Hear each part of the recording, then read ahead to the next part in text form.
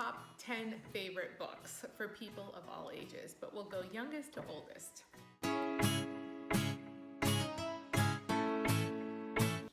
The Keeping Quilt by Patricia Polacco traces her family's history from Russia to the United States. It so wonderfully talks about the traditions, the heirlooms, and their ethnicity and how they're woven together. Provides a wonderful jumping off for our own families.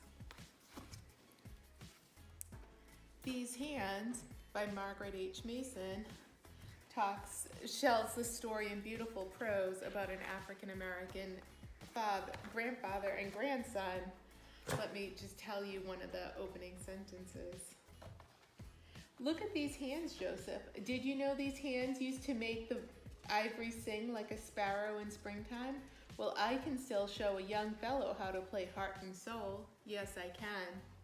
But it goes on to talk about how hard it was when he worked in the Wonder Bread factory during racial segregation, when he couldn't touch the dough, but how hands joined together and wrote petitions. And it's a wonderful, you can keep it superficial for younger children, or for older children, use it as a jumping off point to talk about the civil rights movement and how we can affect change, and maybe how we need to affect change right now.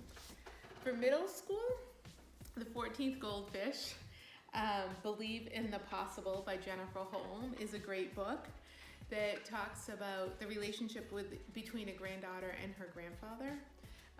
He invents an antidote to stay young forever, and although he has the mind of his 70-year-old, has the body of his younger than an 18-year-old and has to go live with his daughter and granddaughter.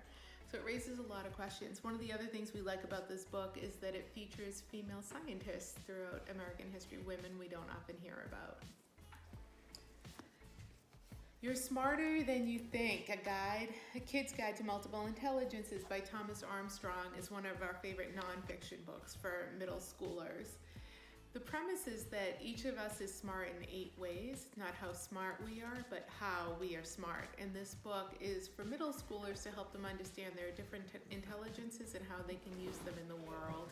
And if they're stronger in one area, how they can compensate in another area. So adults, this nonfiction, The Ride of Our Lives by Mike Leonard, is roadside lessons of an American family. He took a road trip in an RV with his parents and his adult children on the way to see to welcome his first grandchild. It's a really fun book that will have you howling out loud as you think about your own families and these journeys that they went on. There's a lot of novels about multi-generational families. We don't often hear about the relationship between grandparents and adult children, but that is what is featured in the Brava Valentine series. There's 3 or 4 of these books by Adriana Trajani about a grandmother and her adult granddaughter who run a bridal shoe business in New York City. Really fun to see how they live their lives and how they overlap and maintain their unique lives as well. Hot off the press is Dr. Joe Copland's The Longevity Economy. Anybody who is interested in older adults, anybody who's interested in economics, this is just a fascinating read. Anybody that's interested in the future of our country, this is really fascinating. Really lots of stories to exemplify the points about what's going on in our country. Unlocking the world's fastest growing, most misunderstood market. Really eye-opening, and I couldn't put it down. Part of the gift that we can give our descendants and those we love is coming to terms with our own death. And in Being Mortal by Dr. Atul Gawande, he talks about how we have to be mindful about how we're handling illness and medical crises, and to make conscious decisions about whether we are more concerned with the quantity of our days or the quality of our days. And I think that any of us who love someone who has medical frailties should read this.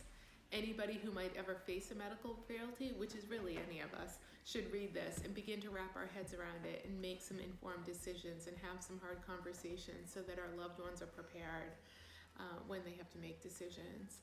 Some people have said that we're on a medical frontier right now there's just so much medical technology going on, and we haven't caught up with the ethics of it all. And so this book is important to help us do that.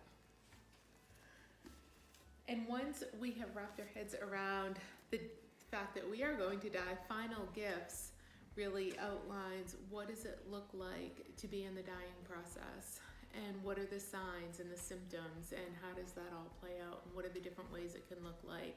If we read this and we can understand what the different phases are, then we can help our loved ones journey through their final days in peace. So our last book is Dream Something Big, The Story of the Watts Tower by Diane Hutz Aston, and collages by Susan Roth. And this is a picture book that tells the story, historically, of a man who became known as Uncle Sam. One chip of tile, Uncle Sam held it in his hand, studying it, his imagination running like a kaleidoscope. He put it in his pocket. "I'm gonna do something big," I heard him say. And he would pay the children in his neighborhood to collect pieces. And little by little, in a completely amazing way, he built what is now known as the Watts Towers, and a landmark outside of Los Angeles. And it's a wonderful story about the neighbors and intergenerational relationships, but it's also a call for each of us to dream something big. And it bridges together, we're dreaming of a world where the generations of families will be able to support one another and be interdependent and joyful and peaceful places, and that our world will become a more interdependent, age-integrated community, family by family, community by community, state and country, one by one. Enjoy these books and let us know what you think.